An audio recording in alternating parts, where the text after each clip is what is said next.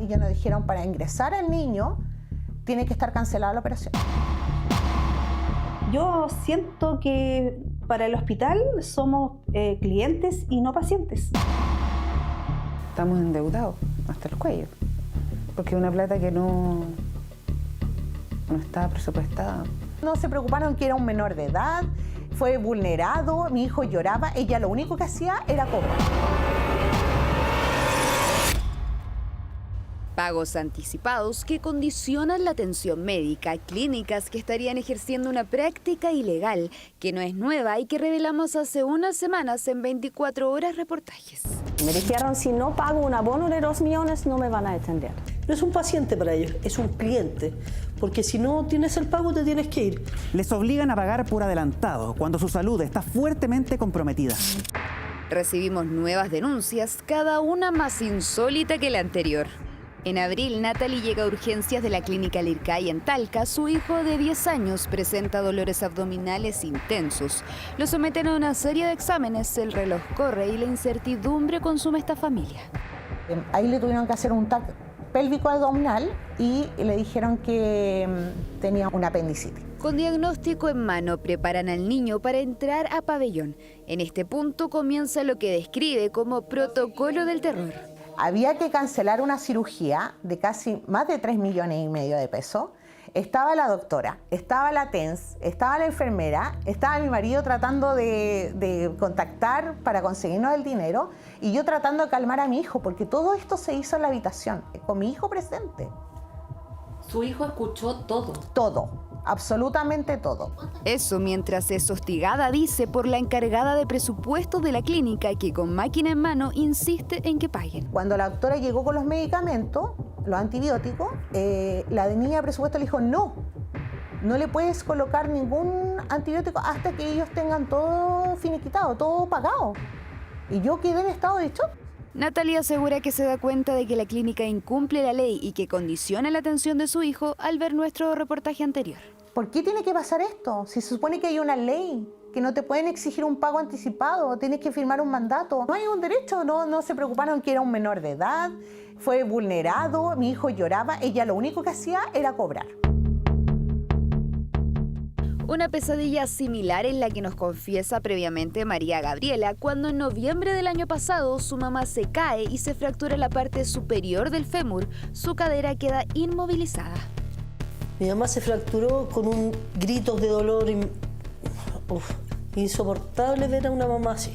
El resto, asegura, es exactamente igual. Sin el previo pago de más de 3 millones, la clínica sentencia: no hay operación. Se apropian del cliente porque saben que hay una urgencia. Entonces es como un muñequeo. Si tú no me das esto, yo no te dejo entrar. Lo mismo enfrenta Verena en Puerto Varas, cuando llega con una fractura expuesta de tibia y peroné a la única clínica de la ciudad y necesita atención de urgencia. Nos dijeron que hay que tratar esta herida, esta fractura expuesta, porque si no es peligroso.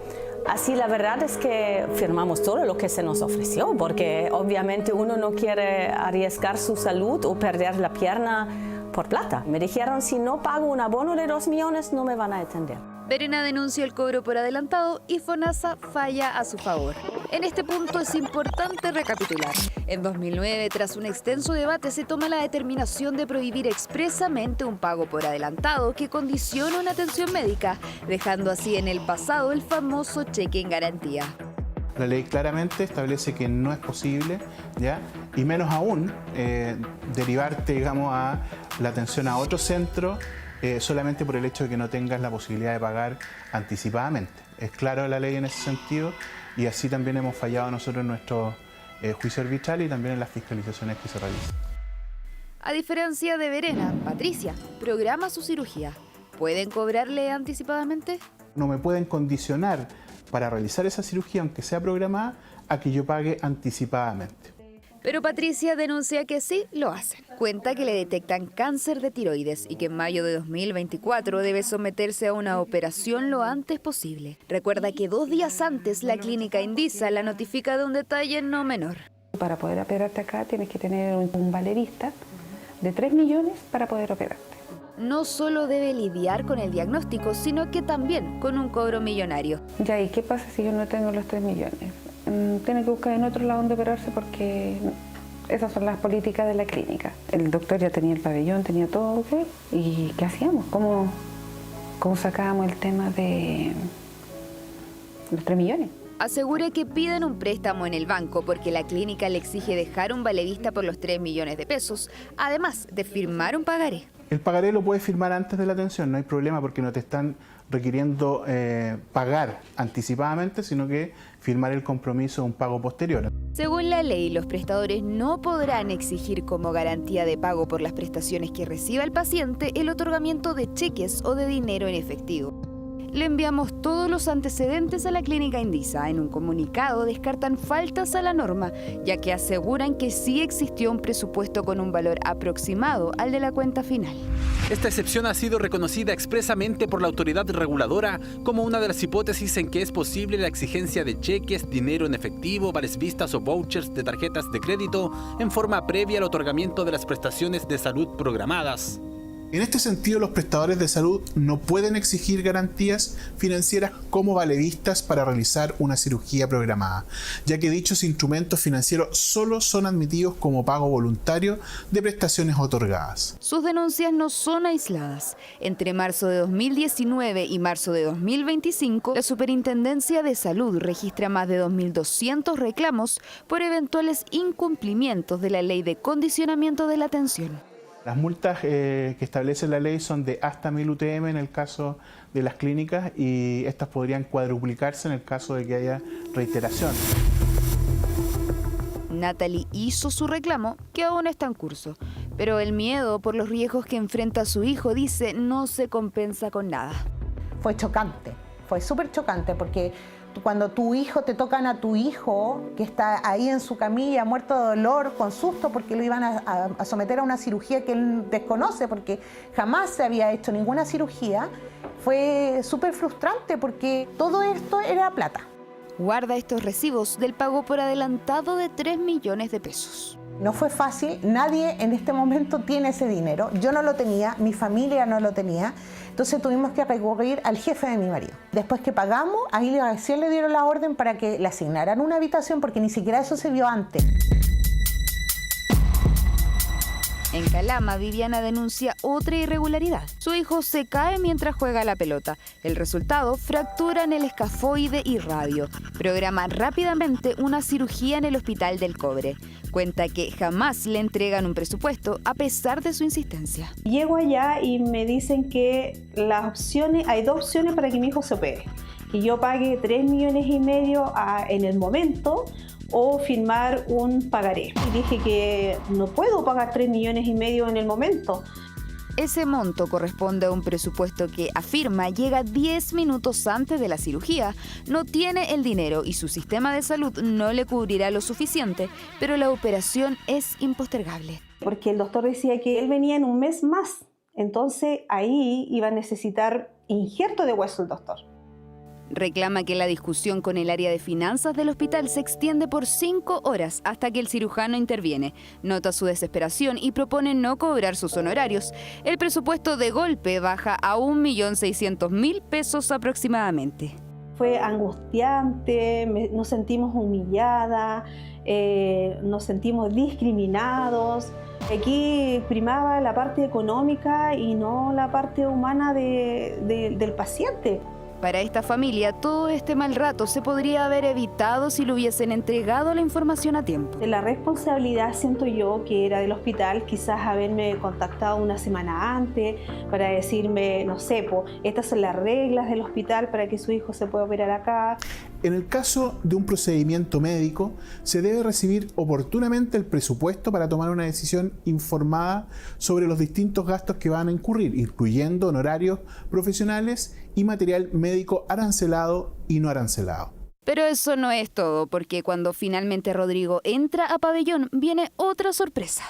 Y se nos exigió pagar el tornillo que mi hijo se le ponía en la mano, porque nos dijeron que a ellos nadie les aseguraba que nosotros después pagáramos ese tornillo.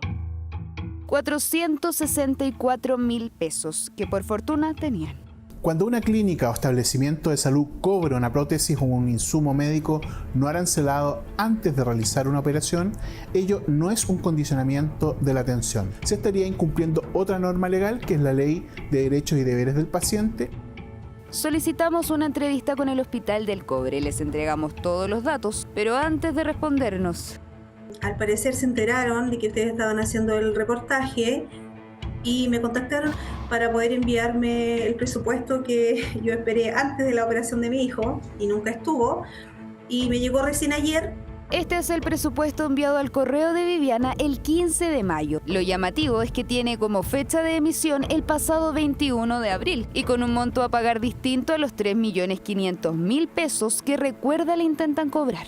Yo quedé así, ¿qué es esto? O sea, de verdad que siento que cada vez lo están haciendo peor. ¿Qué esperaría yo? Que me citen a una oficina y me expliquen de qué estamos hablando ahora. Y a nosotros nos responden esto. Respecto a la entrega del presupuesto y el pago de insumos específicos para la cirugía, esta situación fue regularizada. De igual forma, los fondos anticipados por la madre del paciente para cubrir el insumo requerido en la cirugía están en proceso de devolución. Hace más de un mes, Natalie sigue sin respuestas. La clínica no la contacta. Denuncia que incluso le cobran más de lo debido. Hicieron un cálculo por 3 días y yo estuve 2. Y perfectamente yo podría decir, así como tú me exigiste el pago, yo te pido que tú me retribuyas la diferencia. Ahora, no un mes más. Todavía estoy esperando. Le enviamos todos los antecedentes del caso a la clínica Lircay de Talca para aclarar el cobro por adelantado que denuncia Natalie, pero nos responden por la ley de urgencia. El cirujano infantil de turno sugirió hospitalización para resolución quirúrgica. En base a dicha evaluación se determinó que el caso no calificaba para la activación de la ley de urgencia, por lo que se procedió conforme al protocolo administrativo habitual. La doctora me dijo que ya estaba eliminando líquido del apéndice. Eso es peligroso porque se puede complicar, ya que puede pasar a una peritonitis. Más allá de si es o no ley de urgencia, para la Superintendencia de Salud, en base al relato de Natalie, todo apunta a que aquí, efectivamente, existió un cobro por adelantado, prohibido por ley. A más de 15 años de la ley, la pregunta es, ¿cuántas veces más tendremos que contar esta historia para que deje de repetirse?